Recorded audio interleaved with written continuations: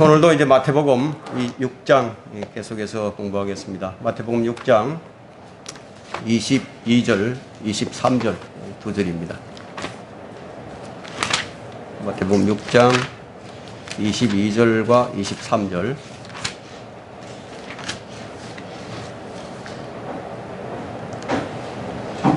네, 다 찾으신 줄 알고 제가 받들어 읽겠습니다. 몸에 빛은 눈이라. 그러므로 네 눈이 순전하면 네 온몸이 빛으로 가득 찰 것이요 만일 네 눈이 악하면 네 온몸도 어두움으로 가득 찰 것이라. 그러므로 내 안에 있는 빛이 어두움이 되면 그 어두움이 얼마나 크겠느냐. 오늘 이 주제는 보물과 마음인데요. 순전한 눈을 가져라, 이런 주제로 강의를 하도록 하겠습니다. 오늘 이 본문은 이제 눈의 순수성을 강조하는 이제 말씀인데, 창세기 3장에서 이 사람의 눈이 이 죄의 근원이 됐던 것을 알 수 있습니다. 그래서 이제 욥은 눈으로 죄를 범하지 않겠다고 했습니다. 다윗의 범죄도 또 악한의 범죄도 모든 것이 다 보는 데서 시작이 되었습니다. 베드로는 이 마지막 날들에 사람의 눈이 어떻게 될 것인지 말해 주었는데, 베드로후서 2장 14절에서 음욕이 가득 찬 눈을 가지며 죄로부터 단절될 수 없고 또 경고하지 못한 혼들을 유혹하며 그들은 마음이 탐욕으로 단련되었으니 저주받은 자식들이라. 이 세대의 사람의 눈이 어떤 것인지를 밝혀주고 있습니다. 눈은 신체에서 이제 가장 중요한 지체 중에 하나인데, 사람들은 이 눈이 이 마음의 등불인 줄로 알고 있지만 이 성경은 분명히 이 마음의 등불이 아니라 이 몸의 등불이라고 이제 말을 하고 있습니다. 주님께서는 이 사람을 지으시고 이 사람의 눈을 이 몸의 등불이 되게 해주셨는데, 자, 눈이 없는 것은 어둠 속에 등불이 없는 것과 같습니다. 눈을 감으면 이 창이 닫히듯이 온몸이 방향을 잃게 됩니다. 나이가 먹으면 눈이 어두워지죠. 이삭은 나이가 들어서 누님으로 앞을 보지 못했습니다. 야곱도 역시 이제 말년에 눈이 어두워서 이제 앞을 보지 못했죠. 또 엘리 제사장도 역시 마찬가지였습니다. 사무엘상 4장 15절을 이제 보게 되면 엘리의 나이가 이제 98세였는데 그때 엘리는 98세요 눈은 어두워서 보지 못하더라. 이 눈이라는 것은 수명이 다한 정구처럼 우리의 이 지체들은요, 각기 이제 수명이 다하면 그 기능을 이제 하지 못하게 됩니다. 그러나 모세는 이제 120세가 되어서도 힘이 약해지지 않았어요. 그의 눈은 조금도 어두워지지 않았습니다. 그러나 이 몸의 눈과는 다르게 우리 영적인 눈은 나이에 상관없이 항상 불을 밝히고 있어야 합니다. 몸의 등불이 어두워진다고 해서 우리 속에 있는 등불까지 결코 어두워져서는 안 될 것입니다. 복음서에는 이제 유난히 이제 소경들의 이야기가 많이 나오는데, 소경들은 이제 주님을 만날 때면 늘 눈을 열어달라고 그렇게 외쳤죠. 태어날 때부터 소경이 된 자가 있었고, 또 마귀가 들려서 눈이 먼 자도 있었습니다. 주님은 이들의 눈을 다 열어주셨습니다. 자, 이처럼 우리 주님이 우리의 눈을 열어주셔야 우리가 볼 수 있습니다. 우리의 영적인 눈을 열어주셔야 이 말씀을 깨닫고 이해할 수가 있습니다. 영적인 눈을 열어주는 목적이 무엇이냐 하면, 사도행전 26장을 한번 볼까요?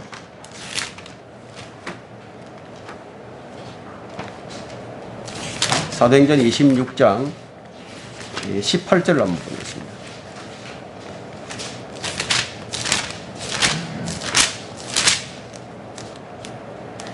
이 말씀은 이제 이사야 42장 7절을 인용해서 한 말씀인데,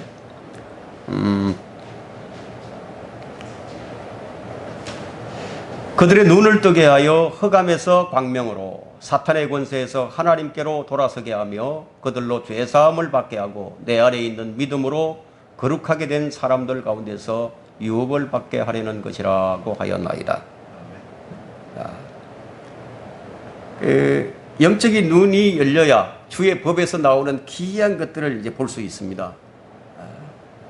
주님께서 하갈의 눈을 열어주셨을 때 하갈은 이 보지 못했던 샘물을 보게 되었죠.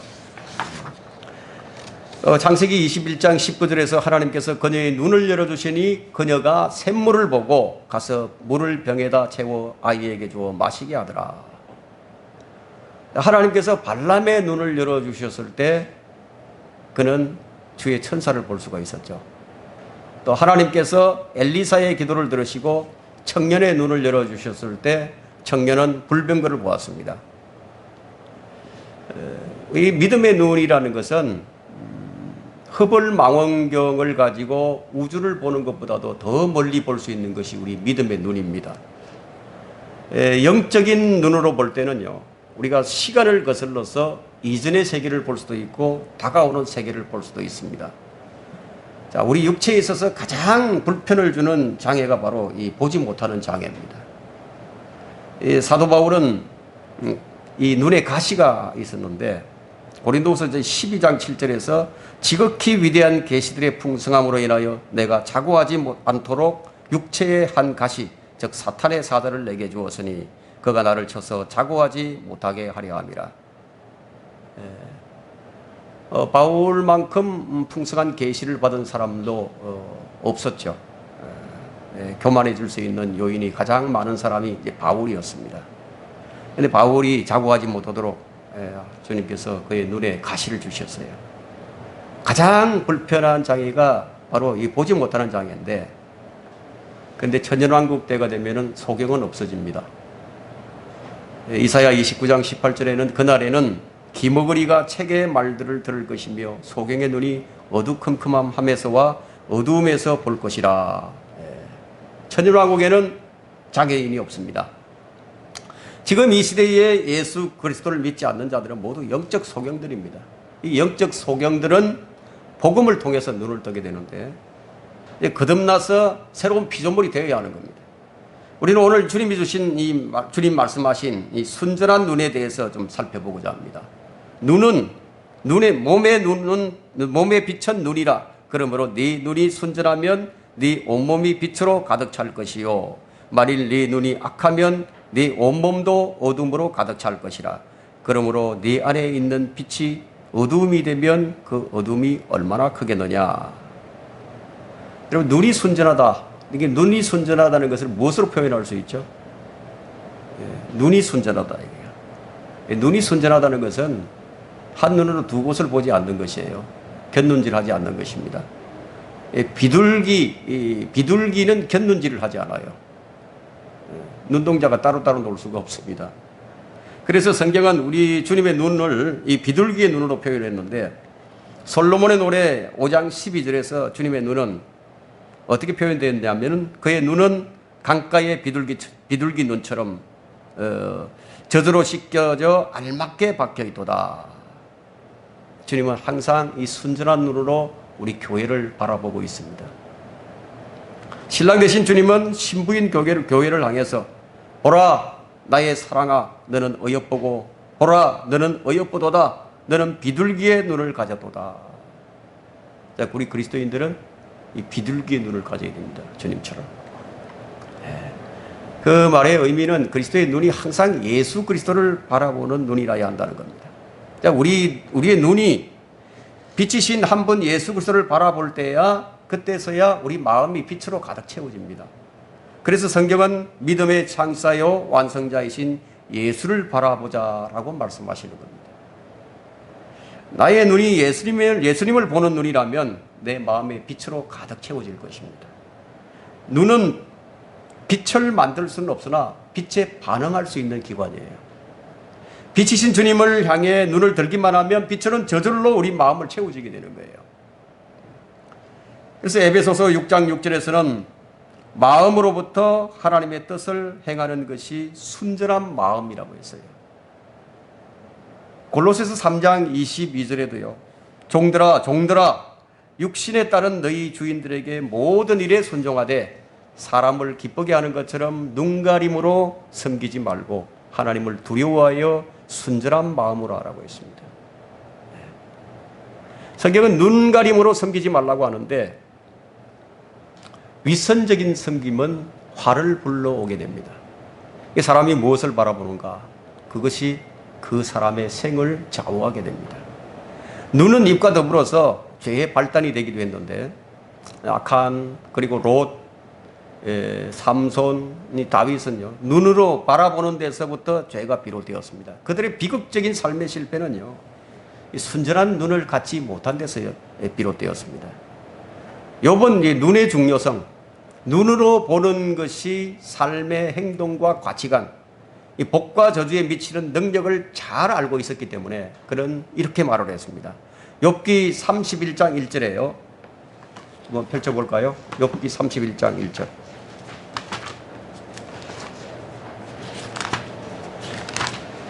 욥기 31장 1절. 내가 내 눈과 더불어 언약을 세웠는데, 욥은 자신의 눈과 언약을 세웠어요. 네. 어찌하여 내가 소녀를 생각하랴? 네. 욥의 결심은 어찌하여 내가 소녀를 생각하랴?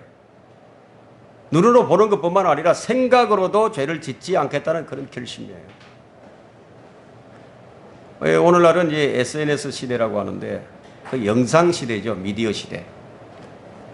우리는 손에 아주 해상도가 굉장히 높은 이 화면에 특수 음향으로 효과를 내는 이런 영상물들을 눈을 뜨면서부터 보게 됩니다.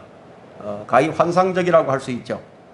앉아 있을 때나 누워 있을 때나 뭐 걸을 때나 어느 곳에서든지 이 눈을 사로잡는 것들로 가득합니다. 그것이 내 손에 들려 있어요. 여러분은 이런 세대에서 욥과 같이 내가 내 눈과 더불어 언약을 세웠다고 말을 할 수가 있겠습니까? 우리 눈과 마음은요, 결단이 필요합니다. 다윗도 시편 101편 3편에서 내가 사악한 것을 내 눈앞에 두지 아니하리이다. 결심을 하죠. 내 눈앞에 두지 않겠다고. 내가 타락한 자들의 행위를 미워하노니 그것이 내게 붙어있지 못하리이다.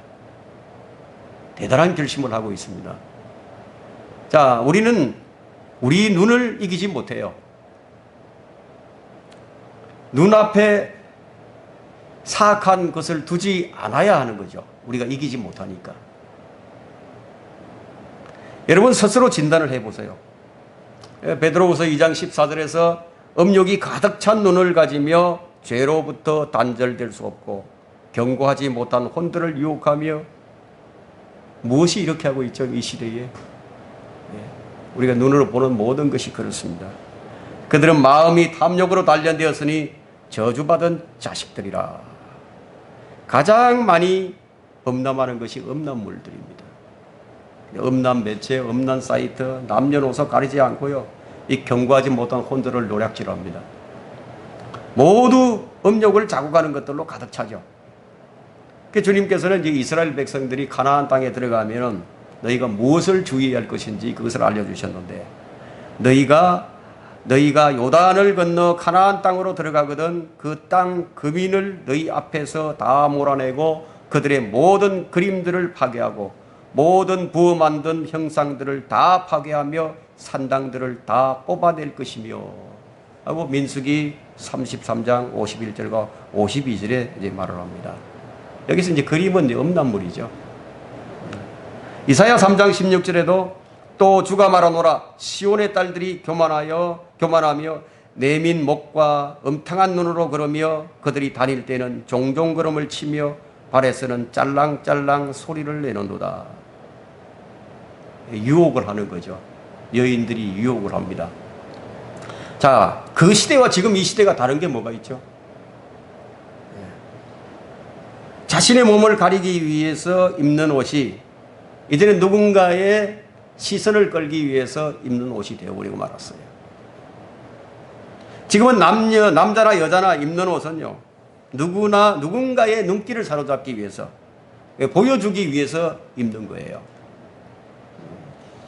그래서 우리 신앙생활도 보여주기 위해서 신앙생활하는 사람들이 많이 있죠.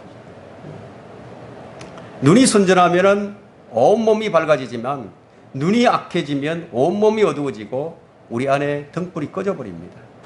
자, 우리 안에 있는 등불이란 우리 속에 있는 영을 말하는 거죠. 그 잠언 20장 27절에서 사람의 영은 주의 촛불이라고 했습니다. 사람의 영이 주의 촛불이에요. 주님은 사람의 영을 통해서 보시는 거예요. 뱃속에 있는 모든 깊은 부분들을 살핀다고 하셨습니다. 우리 속에 있는 영이 주의 촛불인데 이 불이 어두워지고 꺼지게 되면 어떻게 되죠? 이 영적 분별력이 사라지게 됩니다. 우리는 요즘 그런 사람들을 많이 보고 있습니다. 그들 안에 불이 꺼져버렸어요. 주님께서는 우리의 불을 밝히라고 말씀하시는데 그들은 불을 꺼버린다 이거예요. 누가복음 12장 35절을 한번 펼쳐보세요.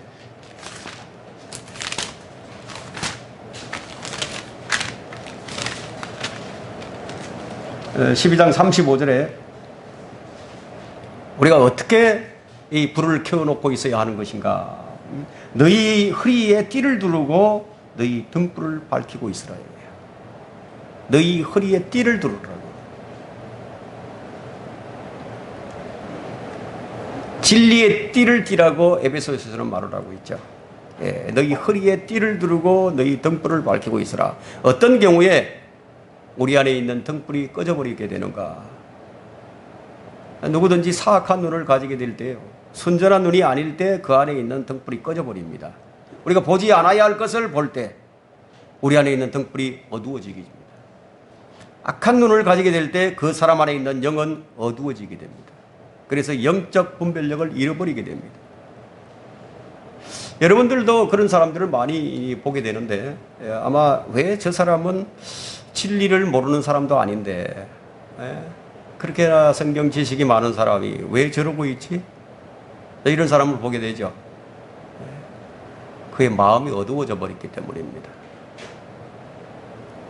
이브의 눈이 선악을 알게 하는 지식의 나무의 그 열매를 보았을 때요, 그의 마음 속에 어두움이 가득 차게 되어버렸어요. 영적 분별력을 완전히 상실해버렸죠. 엘리사의 종은 문둥병자 나만이 내어놓는 그 예물들을 보게 되었을 때 그 안에 있던 등불이 꺼져버렸어요. 악한 역시 마찬가지예요. 그런 저주받은 물건들을 보았을 때 금과 은과 옷 몇 벌을 취해버렸습니다.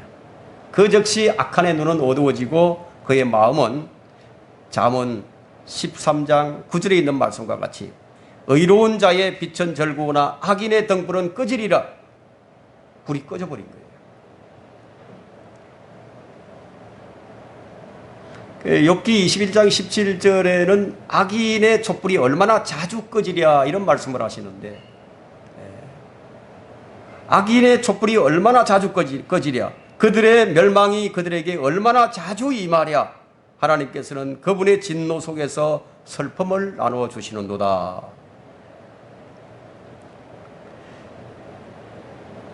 그러나 예수 그리스도를 믿을 때 그 어두운 눈이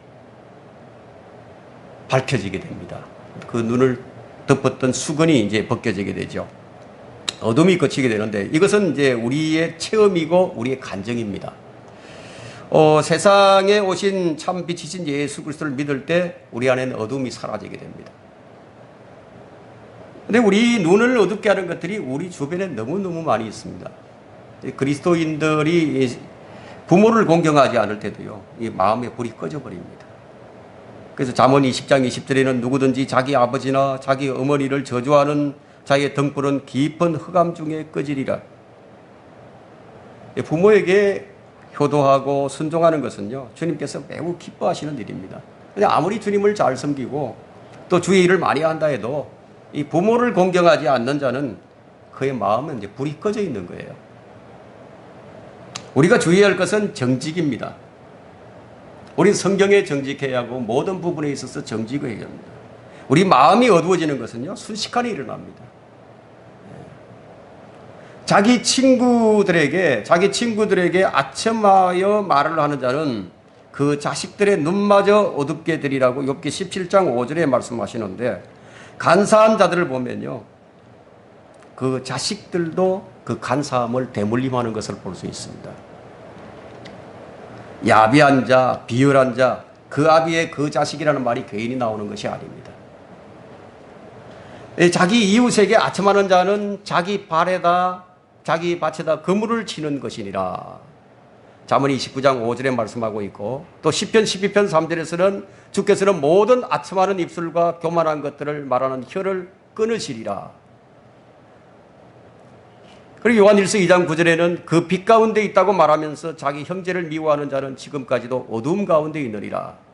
또 요한일서 2장 11절에는 자기 형제를 미워하는 자는 어두움 가운데 있고 어두움 가운데 행하되 자기가 어디로 가는지 모르니 이는 그 어두움이 그의 눈을 멀게 하였습니다.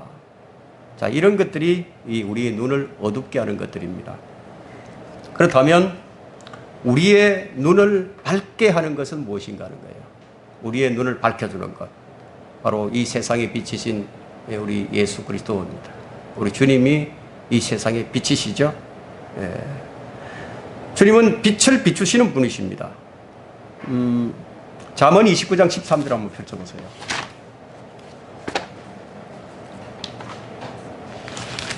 성경을 몇 군데 좀 찾아보겠는데요. 잠언 29장 13절에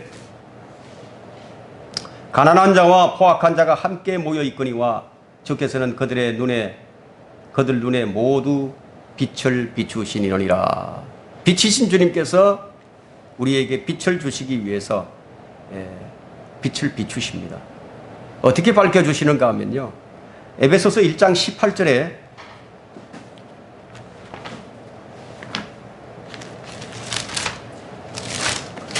에베소서 1장 18절, 너희의 지성의 눈을 밝히셔서 너희로 하여금 그의 부르심의 소망이 무엇이며 성도들 안에 있는 그의 유업의 영광의 풍성함이 무엇인지, 지성의 눈을 밝혀주시는 겁니다. 하나님께서 눈을 밝혀주시면 먼저 자신의 죄를 깨닫게 됩니다. 그리고 주님의 은혜를 발견하게 됩니다. 자신의 죄를 깨닫지 못하면서 주의 은혜를 발견한다는 것은 그것은 불가능입니다.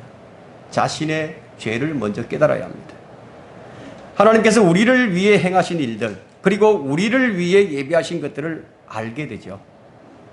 주님이 눈을 밝혀주시기 전에는 하나님의 존재나 하나님의 살아계심, 그분의 성품을 우리는 인지할 수가 없지만, 그분이 눈을 밝혀주실 때 우리는 놀라운 것들을 보게 됩니다. 육신의 눈으로 볼 수 없는 것들을 보게 되죠. 지식 안에서 지혜와 계시의 영을 주셔서 우리를 보게 해주시는데, 에베소서 1장 17절이 이제 말씀하고 있죠. 주님은 빛을 비추시는 분이십니다. 둘째, 주님은 등불이십니다. 사무엘하 22장 29절을 보게 되면, 사무엘하 22장 29절,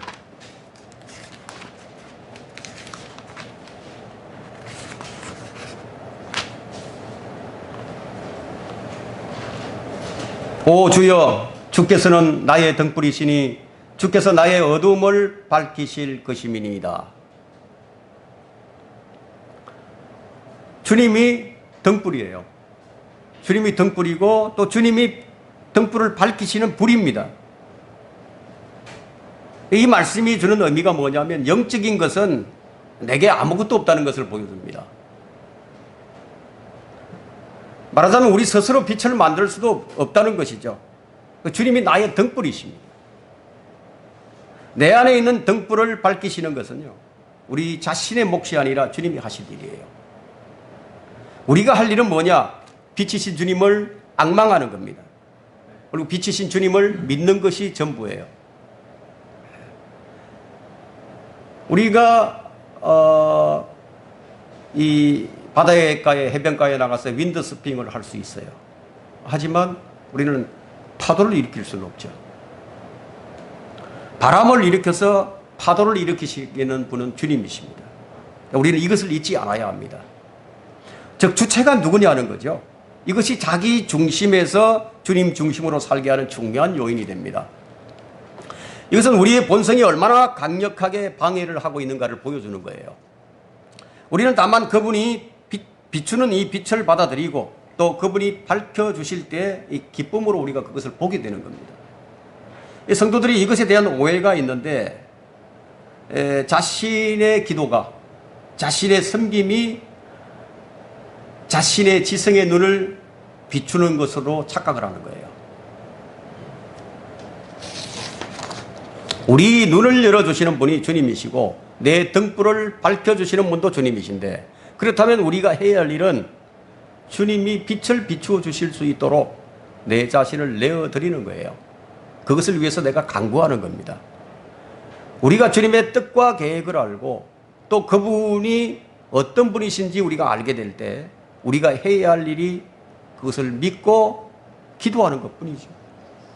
자, 하나님께서 어떤 말씀을 주시는 순간에 우리에게는 그 말씀에 대한 순종과 또 그 말씀에 대한 기도의 의무가 주어지게 됩니다. 시편 13편 3절을 한번 보십시오. 시편 13편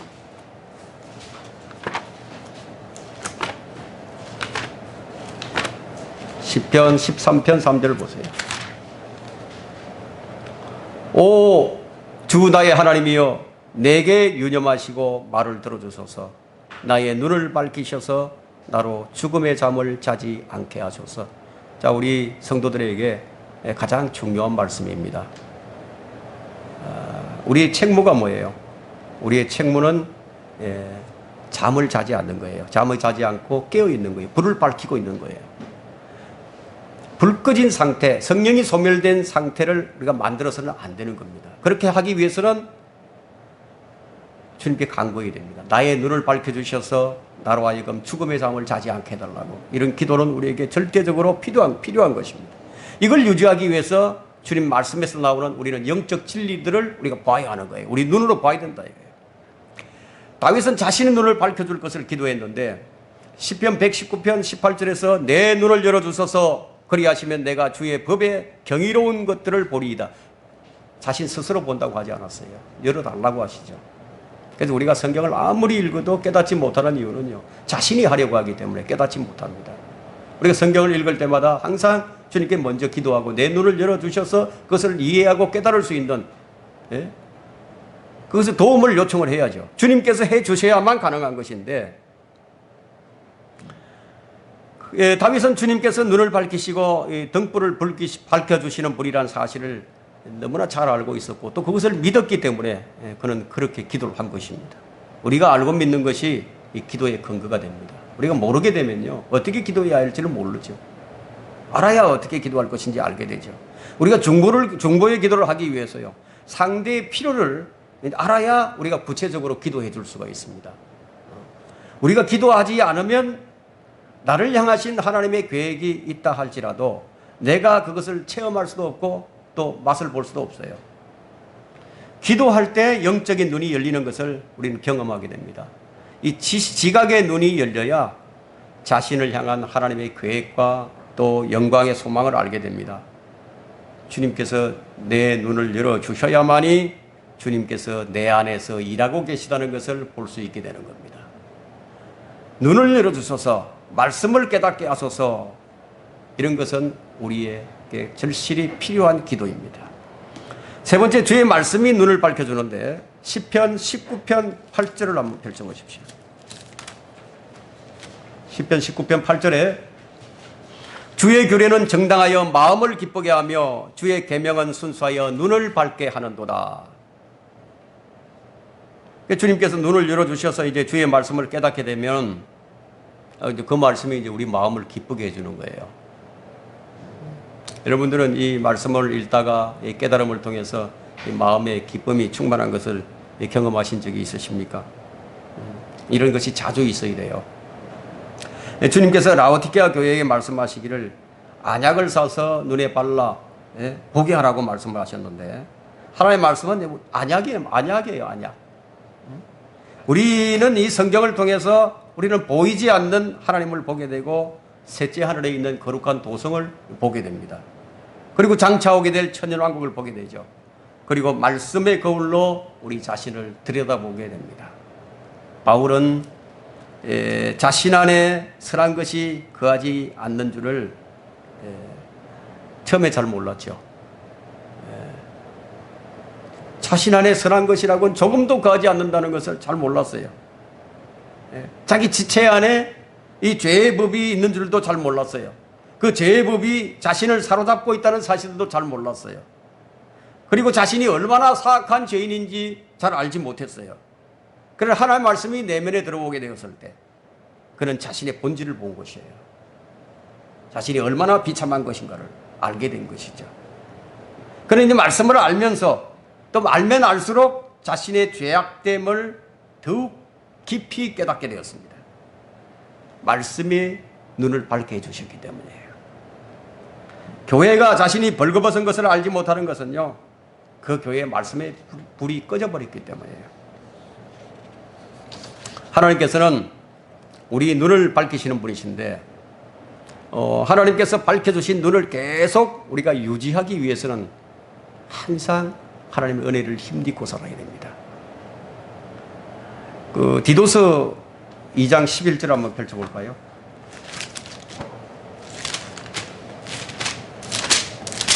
디도서 2장 11절에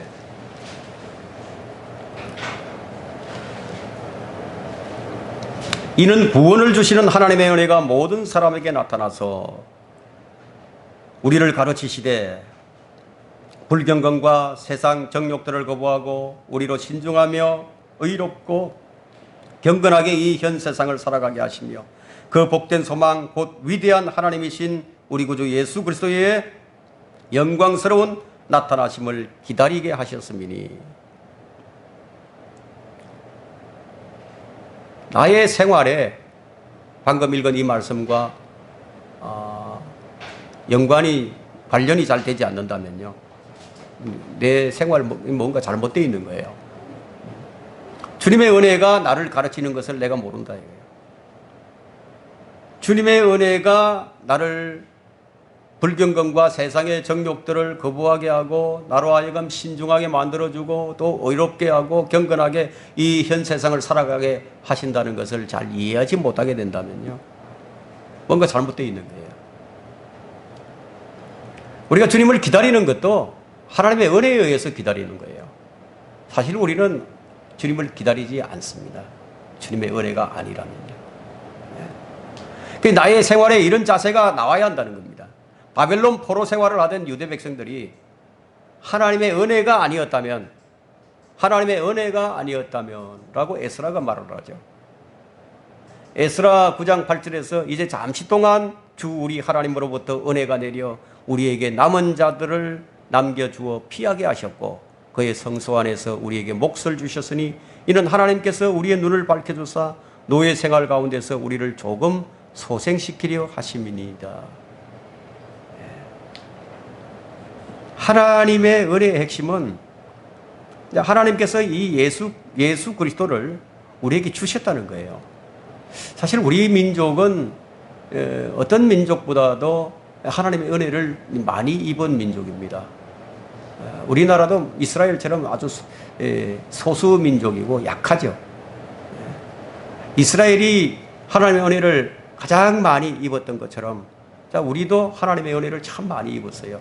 우리 스스로 독립을 쟁취한 것도 아니고 우리 스스로 해방을 이룬 것도 아니고요. 우리 스스로 전쟁을 이긴 것도 아니에요.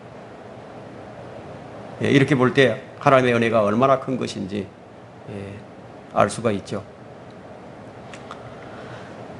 하나님의 은혜의 핵심이 바로 하나님께서 예수 그리스도를 우리에게 주셨던 거예요. 이것입니다. 예수님은 뺄 수가 없는 하나님의 은혜에서 뺄 수가 없는 단단한 못에 비유한다고 이사야 22장 23절에 말씀합니다. 우리 마음속에 한번 딱 들어오시면 견고하게 바뀌어서 결코 빠져나가지 않는 거예요. 하나님의 은혜가 임하게 될 때 우리 눈이 밝아지죠. 그리고 또 어렵던 말씀들도 또 쉽게 믿어지죠. 죄가 사람의 마음을 다스리듯이 하나님의 은혜 역시 우리 마음을 다스린다 이거예요. 로마서 5장 21절을 펼쳐보세요.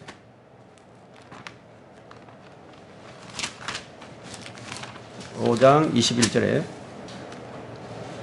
죄가 군림하여 사망에 이른 것 같이 은혜를 통하여 은혜도 의를 통하여 군림하여 예수 그리스도 우리 주로 인해 영원한 생명에 이르게 하려는 것이니라. 자, 무엇이 우리를 다스리느냐? 그것에 따라서 죄의 종이 되기도 하고 순종의 종이도 되기도 합니다.